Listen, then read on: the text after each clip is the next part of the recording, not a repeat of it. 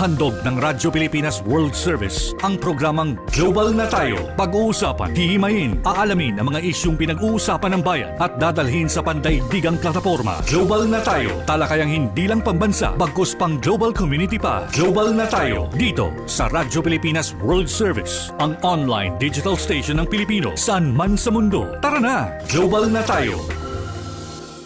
Muli po isang mapagpalang pagbati ngayong araw na ito. Ito po ang programang Global na Tayo at ako po ang inyong lingkod, Ray Sampang. Ang programang Global na Tayo atid po sa inyo ng Radyo Pilipinas World Service. Isa po kami sa mga himpilan ng Presidential Broadcast Service, Bureau of Broadcast Services sa patnugot po ng Presidential Communications Operations Office. Kasama pa rin po namin maglilingkod sa inyo sa ating Master Control, si Milo Jonella, sa ating Wirecast, si Justin, and of course ang ating Executive Producer for today, walang iba kundi si Ms. Stephanie Vicente. Kami po ay inyong nasusubaybayan sa pamamagitan ng ating online digital platforms at ng ating shortwave frequencies. Sa ating pong online digital platform sa Facebook page, kaya po tayo nakakapag-Facebook broadcast live. Sa inyo pong Facebook browser, type lamang Radyo Pilipinas World Service. Ganyan din po sa ating YouTube channel. Sa inyo pong YouTube browser, type lamang Radyo Pilipinas World Service. And of course, sa atin din pong live audio streaming. I-download nyo lamang po ang ating PBS Radio app sa inyo pong mga cellphones, laptops, or desktop. Kung kayo po ay merong iPhone or Android phone, pwede po yan. Kung Android phone po, punta po kayo sa Google Play.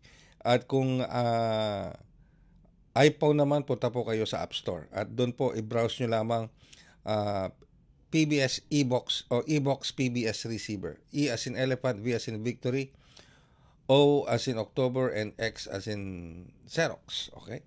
At download nyo lang po. Pag na-download nyo na, itap nyo lang po at makikita nyo na ang mga programa at mga himpilan sa ilalim ng Presidential Broadcast Service. Isa na po dyan ang Radyo Pilipinas World Service. So, ang aming pong paanyaya, please like and follow our Radyo Pilipinas World Service Facebook page and subscribe sa ating pong Radyo Pilipinas World Service YouTube channel. Sa edisyon pong ito ng ating programang Global na Tayo, mahalaga rin po ang pag-uusapan natin, lalong-lalo na para sa ating mga OFWs at sa kabuuan ng ating Filipino Diaspora. Dahil po meron tinatawag na Filipino Diaspora for Innovation and Development Project. At dito, sa pamamagitan ng National Innovation Council o NIC, magsasagawa po sila ng survey sa ilalim nga po nitong Filipino Diaspora for Innovation and Development Project. Ano itong project na ito? Paano ito ginagawa? At sino-sino ba ang pwedeng sumama o sumali dito sa nasabing survey na ito? Alright, at para po malaman yan, at ang detalye nitong proyektong ito, makakasama po natin ang Philippine Embassy in Jakarta, Indonesia. At kapiling na po natin sa ating linya ng komunikasyon si Consul Miss Maricar S. Yambao. Magandang umaga po, Consul Yambao. Si Ray Sampang po ito sa programang Global na Tayo. Magandang umaga po, Mr. Ray. Thank you, Consul Yambao, sa pagpapa-unlock po ninyo sa amin dito sa ating programa. At batiin ko muna kayo at lahat ng ating mga officials and staff ng Philippine Embassy. Kamusta na po kayo sa Jakarta, Indonesia? Mabuti naman po. On behalf of our new ambassador, Ambassador Christopher B. Montero, at ang aking mga kasama dito sa Embahada ng Pilipinas. So magandang umaga po at okay na okay po kaming lahat dito ngayon. Alright. Also, I'd like to take the honor to thank Radyo Pilipinas World Service for always lending us the time para magpahatid ng impormasyon sa serbisyo ng gobyerno at syempre ng Philippine Embassy dito sa Indonesia sa ating mga kababayan na nandito sa Indonesia. Okay, kami rin po lubusan nagpapasalamat sa pagpapaunlak niyo sa ating programa, and nice to hear na kayo po lahat ay okay dyan sa ating embahada. Alright, napatawag po kami, Consul, regarding po dito sa project na ito, Filipino Diaspora for Innovation and Development Project. At dito hinihikayat ninyo itong ating mga kababayang Pilipino, yung Filipino Diaspora, na lumahok dito sa nasabing project na ito. Can you explain this to us? Can you walk us through? Ano po ba itong Filipino Diaspora for Innovation and Development Project? Okay, so again, well, there is a survey, tama po. So this is from the National Innovation Council. So sa pangunguna po ito ng DepDev. So basically, that's the ministry, the department handling yung economy planning ng bansa, no? And then, well, si DFA, we are a part of it. So ano to? It's in our understanding, this is an interagency effort para to reach out to our to all the Filipinos overseas. So when we say diaspora, so ito po basically mga overseas Filipinos po ito. So ito pong initiative na ito, wherein tumutulong ang embassy no, na ipahatid sa lahat ng mga Pilipino sa ibang bansa. Ang adhikain po nito is we reach out to all the Filipino talents. So gusto natin malaman kung ano yung profile, ano yung parang ano naman to, no? Parang updating siya, no? Kung ano yung profile ng ating Filipinos abroad. Sila ba ay may kanya-kanya mga businesses? Ano yung mga trabaho nila? Are they creatives? Ano yung mga in what industries they are in? What are their professions? Basically, inaalam natin kung ano yung gusto natin malaman, yung talagang contribution ng ating Filipinos overseas. So this is a way of recognizing the valuable contribution of all the Filipinos abroad. So para saan to? Bakit natin to inaalam? We want to integrate that contribution with the services, the programs, and basically the priorities of the Philippine government.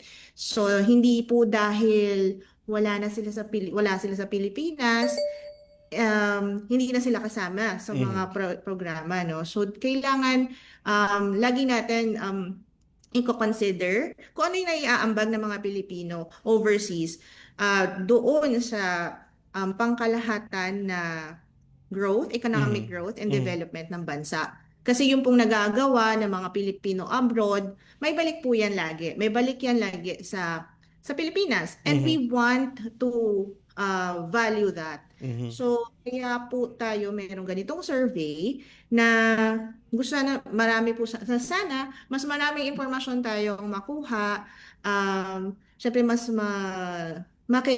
makagawa tayo ng mga programa and services that are very more appropriate or more fitting para sa ating mga overseas Filipinos. Alright. So, ito. Okay, Consul Yambao, para lang magkaroon tayo ng konteksto dito.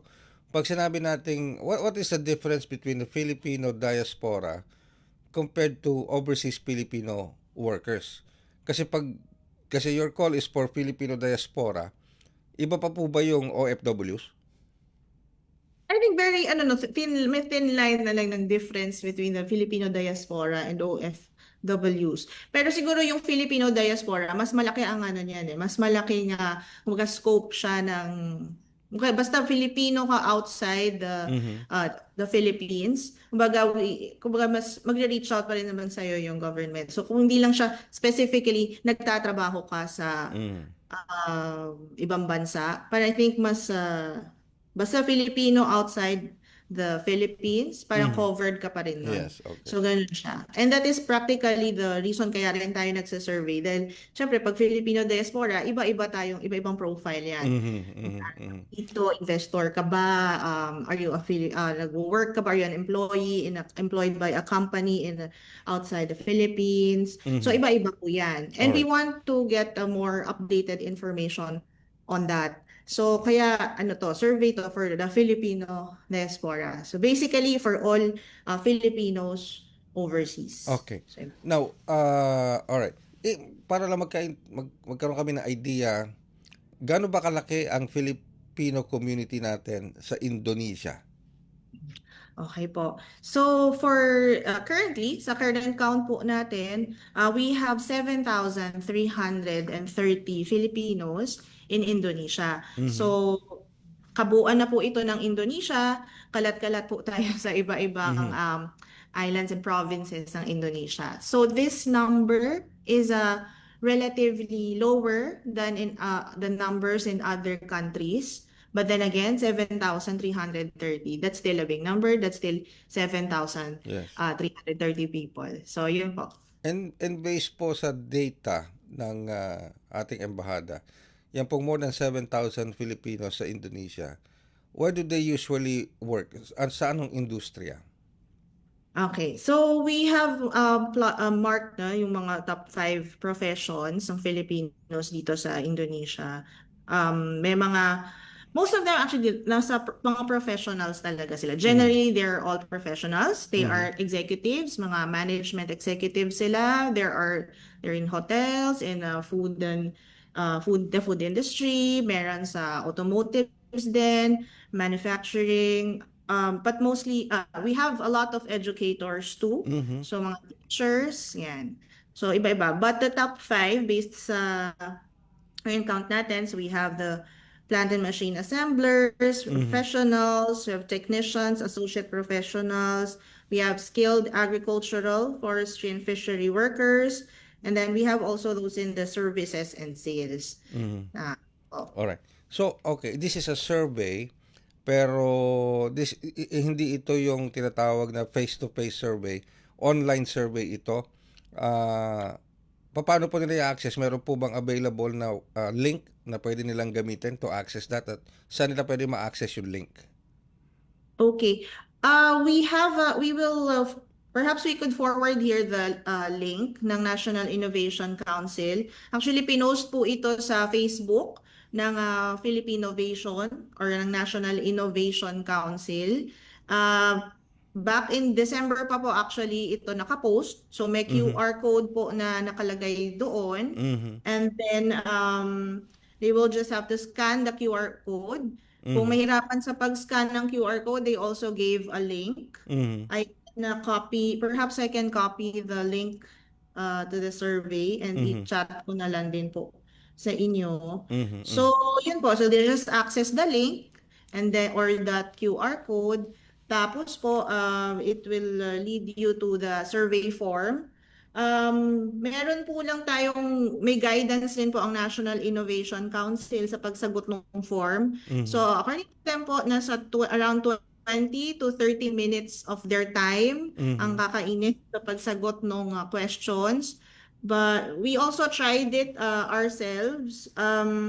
Actually, even less. So, kaya siya kahit even less pa ng, kahit mas mabilis pa sa 20 minutes, mas even less than pa. So, kayang-kaya naman siyang tapusin. And the link and to the survey itself is a very accessible.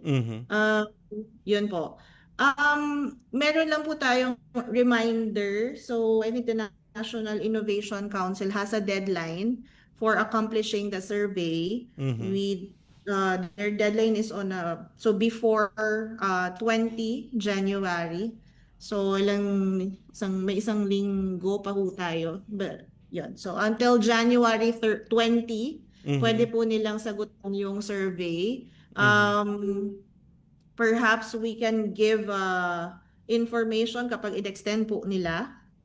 So yun lang naman po. So, ang We deadline... also posted po in our we also posted this on our official social media platforms. So official embassy Facebook account, Instagram account, and X account, yun, doon po nila makikita yung link ng survey. So, ang deadline po niyan, Consul, is on January 20. Ano po? Yes po. So As of now po, ang published natin na deadline is January 20. Of course, the National Innovation Council will assess kung i-extend pa nila ito or i-close na nila ng 20. But then again, kung may mga information naman po, if they plan to extend it, or may mga additional guidance pa from the National Innovation Council, the Philippine Embassy is very much ready to disseminate that information on through our social media platforms, like our website and Facebook, Instagram, and X accounts, and also through the help of Radyo Pilipinas World Service. Ay, just let us know po, Consul Yambao, kung paano po kami makakatulong sa ating Philippine Embassy sa Indonesia. to Sige further po. disseminate this Salamat. information. Mahalaga po kasi ito. Now I see the importance of this survey ng National Innovation Council for this development project na ito. Alright. Nonetheless, meron pa po ba kayong mahalagang impormasyon na naisiparating sa mga kababayan natin, lalo-lalo na sa Filipino diaspora na nakikinig po sa atin? I believe, Consul, hindi lang ito sa Indonesia, no? Sa lahat ba ito ng embahada Opo, natin? hindi lang po ito sa Indonesia.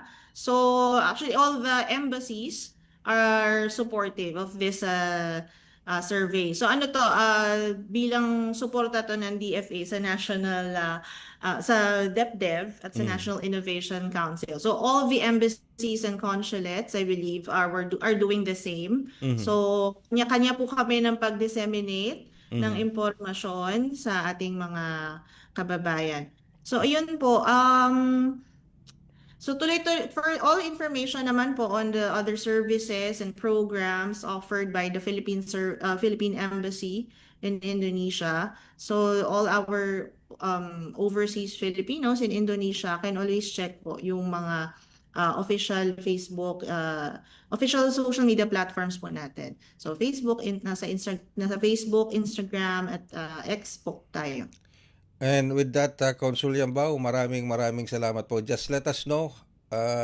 We're just a message or an email away from you sa Philippine Embassy sa Indonesia on how we can help you further disseminate and encourage itong ating Filipino diaspora in taking part for this Filipino Diaspora for Innovation and Development Project.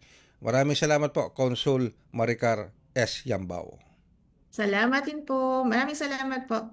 Thank you very much. Ang ating pong Consul, Ms. Maricar S. Yambao, Second Secretary, Philippine Embassy in Jakarta, Indonesia. Hihimayin pa rin natin ng konti yung ating pinag-usapan na yan with our Philippine Embassy in Jakarta, Indonesia sa pagbabalik po ng ating programang Global na Tayo. Hi, si Ding Dong Dantes po ito. Pahiram lang ako na 1 minuto mo.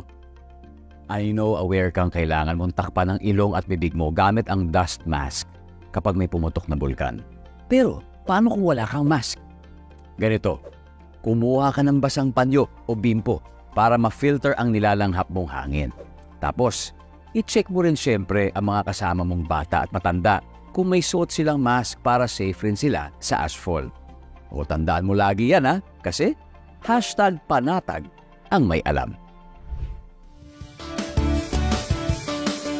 Maging panatag Pilipinas.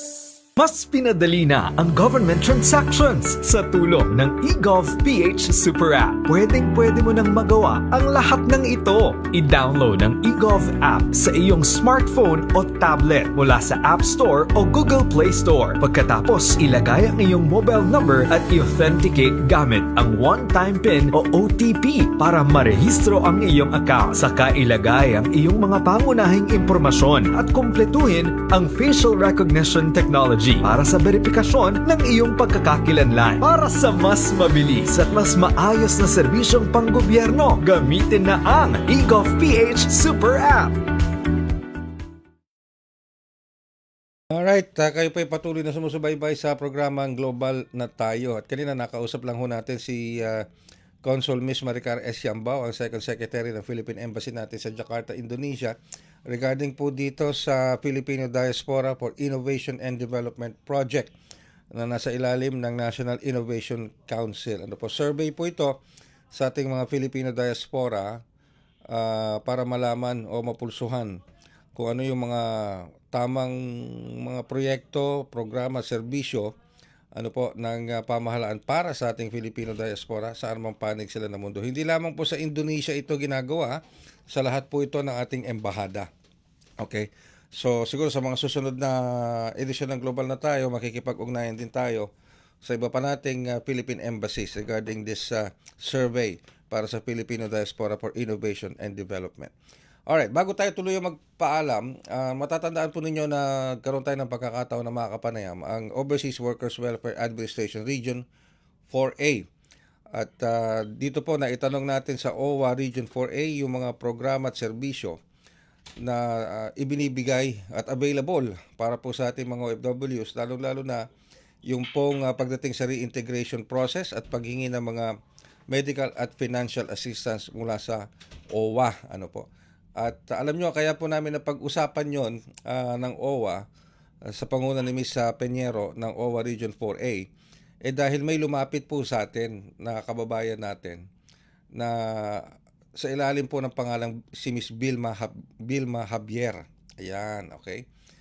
Si Ms. Vilma Javier po kasi ay humingi ng tulong assistance dito sa inyong himpilan, at nakipag-ugnayan po tayo sa OWA Region 4A, at kagyat naman po itong pagkatapos ng ating panayam with Region 4A ay kagyat naman tinugunan ito ng OWA. At may maganda yata tayong balitang nakuha rito, sapagkat mabilis na umaksyon dito ang OWA Region 4A dito sa paghingi ng assistance ni Ms. Vilma Javier. Actually, nasa linya na siya ng komunikasyon. Alright, Vilma, magandang umaga. Magandang umaga po, Sir Ray. Yan, magandang umaga. So, alright. Vilma, bago ako dumako sa natanggap mo na ba yung financial assistance, pati yung balik Pinas assistance sa iyo ng OWA? Yung financial po ng OWA, binigyan na po na sa akin. Ngayon po, papunta na po kami ng bangko para papapalitan po. Oy. Okay. Mabilis pong action sa OWA dahil po thank you lang din po sa tulong ng Radyo Pilipinas World. Natulungan nila ako na mapabilis, at yung OWA naman, mabilis umaksyon naman OWA sa kahilingan ko. Mhm. At ngayon, nasikaso na po nila yung balik Pinas po. Mhm. Okay. So papunta na kayo habang nag-uusap tayo ngayon, papunta na kayo ng bangko para i-encash mo na yung cheque mo. Ha? Oh, Opo, okay. pagkatapos po nitong interview po, papunta na po kami. Alright. Sige, so may ano ka na, may pangtugon ka na sa iyong mga medical needs, ano? Pero Opo. sige. Pero bago ako dumako sa iba pa, kwentuhan mo muna kami. Naging OFW ka sa Kuwait, 'di ba? Ilang taon ka sa Kuwait? 9 years po. 9 years sa Kuwait. Okay. Opo. Ano naging trabaho mo sa Kuwait? Nung una po akong doon, akala ko lang po na isa lang ang trabaho mo pag kinano ka dito. Hindi pala. Mhm. Ano ka pala doon, yung Parang all around. kailangan technique mo na, all around mo na. Kumbaga, wala ka ng, nandun naman, may karapatan man tayo pero syempre ayaw mo na marami pang ang amo mo. Kailangan makisama ka na lang, magpakumbaba ka. Mhm. Tunod ka na lang sa rule nila kasi nandun ka sa bansa nila. Mhm. Tama At naman. ang katwiran kasi nila, binabayaran nila kami, kaya wala kaming karapatan na sa trabaho. Pero kung may karapatan naman ang isang OFW pag over na talaga sa work. Yes, totoo naman Eh, yan. syempre, kung mag-ano ka pa ko kasi sir, marami pang chichiburichi, lalong magagalit sila sa'yo. Mhm. Eh alam mo naman doon, di ba? Siyempre, nag-iingat ako sa buhay ko. Mhm. Kasi pag kinakalaban mo sila, yung para mag-iiba silang sa'yo yung trato. Ayan. Kaya nakisama na lang ako, napakumbaba ako kahit hindi ko na kaya. Minsan walang tulog, walang ayos ang kain. Mhm. Kaya hindi pala kadali ang gano'n ang buhay abroad pala. Okay. Hindi gano'n kadali. Alright. Hindi talaga Hindi madali. Alright. So, kailan ka bumalik ng Pilipinas at bakit ka bumalik ng Pilipinas? Bumalik po ako nung August 6. Pinauwi po ako ng amo ko kasi active naman sila sa akin pag nagpulpitik yung heart ko doon, yung mayroon akong karamdaman. Active naman yung amo ko na pinapacheck up ako, laging pinamonitor ako, ECG. Tapos minsan pa nga ginawa niya, mahal na bayad yun sa sabi niya sa akin, pinamonitor niya ako sa bahay na may nakakabit sa akin na machine. Okay. Para talaga na kung mayroon akong Pero ang sabi ng doktor doon sa 3 doktor nagtingin na sa akin, clear naman daw yung heart ko. Okay. Kaya lang yung hypertension ko, laging tumataas yung ko. Tapos ito ng huli na talagang 200 mahigit na yung blood pressure ko, kaya nagdesisyon sila na pinapauwi ako, nagmamakaawa nga ako kasi wala namang inasahan yung mga anak ko, nag-aaral sila, maliliit pa sila. Kaya nagmakaawa ko na wag muna, kaya ko pa naman. Ang inaalala nila, baka daw bigla akong bumagsak o sa oras ng trabaho ako, bigla akong mahulog ako, tapos wala sila. Kaya daw, para mag-isip yung buhay ko, nag-decide sila na pinapauwi na ako. Wala na akong magagawa. Okay, so sige, nakauwi ka na dito. O ngayon pa, na-actionan na ng OWA yung concern mo at nasa iyo na ngayon yung financial assistance na nire-request mo sa kanila. So ano Opo, ngayon pero- anong masasabi mo ngayon sa OWA? Ano mensahe mo sa OWA sa kanila? Nagpapasalamat ako sa OWA. Hindi pala totoo yung lahat na sinasabi na walang mayroon pala. Kaya lang hindi ganoon ka bilis ka agad na pag sinabi mo, mayroon ka agad. Siyempre dadaan ka muna sa mga proseso. Dadaan pa yun yung mga ilang araw bago mo makamit mo yung mo. So Vilma, ang sinasabi mo, hindi totoo yung mga balita, yung mga alam mo na yung lumulutang sa mga na wala ka makukuha sa OWA, wala ka makukuha sa gobyerno. So ikaw mismo nagsasabi sa akin ngayon na hindi totoo 'yan kasi kasi po sir, marami po kong narinig na wala ka nang masahan sa OWA, maganda lang sila na pag yung abroad na OFW na matay galing sa ibang bansa, mas malaki makuha, mayroon pang sa mga bata, scholar sa mga anak. Pero bakit yung kami na mga may sakit na, baldado na, ang bagal daw ng usad, ganon. So hindi Kaya- hindi pala totoo 'yan. Napatunayan mo na hindi totoo. Hindi naman totoo kasi hindi naman ako nawala ng pag-asa, nagpe-pray ako. Pero kasama pa rin yung pag-pray kay Lord, yung tiwala. Kasi kung mawala ka ng tiwala, talagang babagsak na babagsak hanggang sa hindi mo na siya hindi mo siya i-claim, hindi mo siya, ako nilalawakan ko yung isip ko, yung pangunawa, kung ba't tagal, pero hindi ako nawala ng pag-asa. Pero sa dasal ko ni Lord, sa sobrang dasal ko ni Lord na hindi ako nawala ng pag-asa, parang mayroon siyang ginamit na way na para yun ang mabilis ang pag-action ng uwa din sa akin. Ano yung ginamit na way ni Lord na sinasabi mo? Hindi ko lang kasi nung time na nagbukas ako sa FB ko, napanood ko yung programa ng Radyo Pilipinas World. At nakita ko naman din doon si Attorney Uwa. So nag-comment lang ako, nagbabaka sakali lang. Nag-comment lang ako na baka mapansin yung comment ko o mabasa, sinong makabasa, may maawa sa akin, matulungan ako. Sa awa ng Panginoon, dininig naman yung panalangin ko. May taong isang nag-action at isang programa na nagmamahal din sa buong OFW. Okay. Malaking pasasalamat kay Sir Ray. Kasi nagpapasalamat talaga ako sa inyo at sa mga staff mo, sa mga kasamahan mo na mabilis ang pag-action at pag-communicate nyo sa OWA. Alright. Malaking pasasalamat ko sa inyong dalawa sa Radyo Pilipinas World at saka sa OWA po. Yan. Ay kami rin ay nagpapasalamat sa iyo sa pagtitiwala mo sa amin dito na ma-actionan yung request mo. So, maraming salamat. Basta kami ang mahalaga sa amin. Nasa iyo na yung hinihiling mong request at kahit papaano makatulong sa iyo financially para sa health mo at sa iyong pamilya. Opo. Maraming salamat, Bill. Maraming salamat, Ngayon po Bill. nga.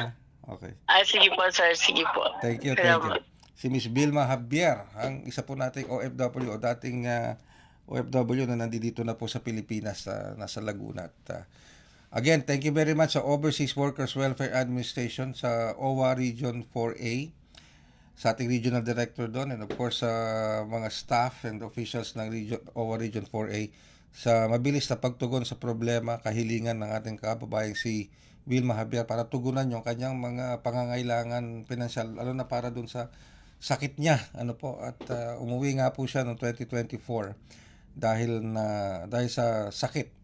At last week lamang ay yun nga tama, no, I'm sorry. Yesterday nung kausap natin ng OWA, that same day afternoon, natugunan ng OWA yung kanyang problema. Pero kasi po baka nagtataka kayo, ang bilis naman, sobrang naman bilis. Okay, let me just clear the air regarding that. Hindi po mabilis yun. Kasi yung kay Vilma Javier, matagal na pong nakapending yung request niya. Ayan. Kung di ako nagkakamali, October pa po yun, yung request niya. So, October 2025 up to January kahapon. So, ibig sabihin, kahapon nabigay na yung request niya. Pero yung kanyang request, nasimula niya yon simula pa noong October. So, hindi po ganun. Baka iniisip nyo, ang bilis naman umaksyon ng OWA. Di ba? Hindi po, kung pagbabasihan po natin yung kung kailan nagsimula yung kanyang request sa OWA, that was way back October 2025. At na-actionan po ngayon January. Nagkataon lamang po na pending, na matagal nang nakapending yung request ni Ms. Vilma Javier at na-i-brought up natin sa attention ng OWA Region 4A sa tulong ni OWA Administrator PY Kaunan para ma-actionan agad. So, anyways, congratulations sa OWA for a job well done, OWA Region 4A. And best wishes kay Ms. Vilma Javier. Sana nga po makatulong ng malaki sa iyo at sa iyong pamilya yung mga financial assistance na yan. Muli po, ako yung lingkod, Ray Sampang. Ito po ang isa na namang edisyon ng Global na Tayo. Handog ng Radyo Pilipinas World Service ang programang Global na Tayo. Pag-uusapan, hihimayin, aalamin ang mga isyung pinag-uusapan ng bayan at dadalhin sa pandaigdigang plataforma. Global na Tayo, talakayang hindi lang pambansa, bagkus pang global community pa. Global na Tayo, dito sa Radyo Pilipinas World Service, ang online digital station ng Pilipino saan man sa mundo. Tara na, Global na Tayo.